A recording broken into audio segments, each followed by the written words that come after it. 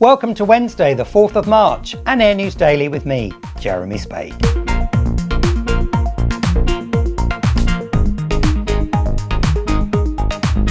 Airspace restrictions remain in the Middle East as Etihad, Emirates and Fly Dubai continue to try and recover stranded passengers to their planned destinations. Qatar Airways, Gulf Air and Kuwait Airways appear to remain grounded awaiting permission from their local authorities to resume operations. Lovers of flight radar will see some Qatar Airways aircraft aloft, but they are all freighters operating outside of the region. Other airlines such as British Airways, KLM and Lufthansa continue to monitor the situation, but flights remain suspended for obvious safety reasons. Indications at the moment are that the airspace restrictions will be reviewed again at some point tomorrow, the 5th of March. As a result of the ongoing airspace closures in the Middle East, Australian carrier Qantas has had to make adjustments to its popular non-stop services between Perth and London Heathrow.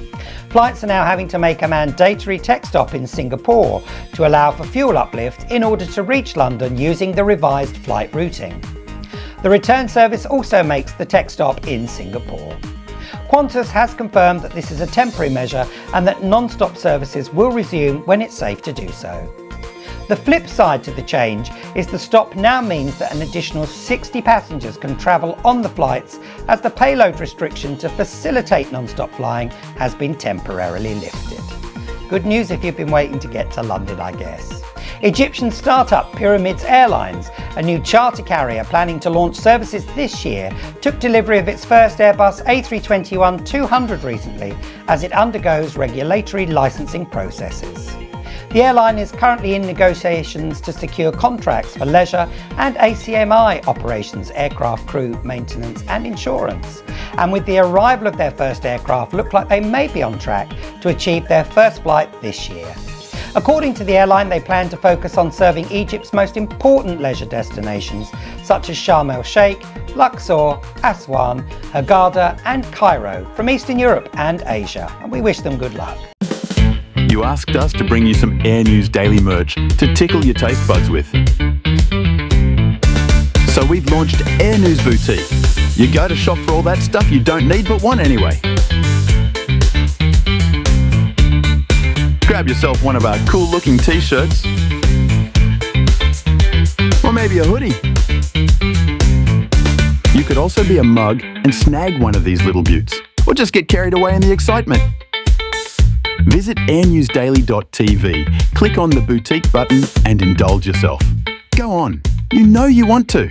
Kenya Airways is reintroducing the Boeing 777 on 5 of its 7 weekly flights to London Heathrow from its Nairobi home, starting on the 17th of July. The 777-300ER is being returned to the Kenyan carrier from Turkish Airlines, who've had it on lease. And it will operate the Heathrow services every day except for Wednesdays and Thursdays, when one of the carrier's Dreamliners will take on the route.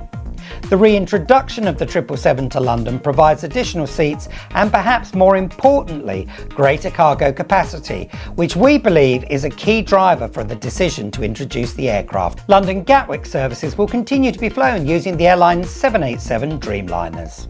And finally, for lovers of the Airbus A340-600, German flag carrier Lufthansa may soon be retiring their remaining examples.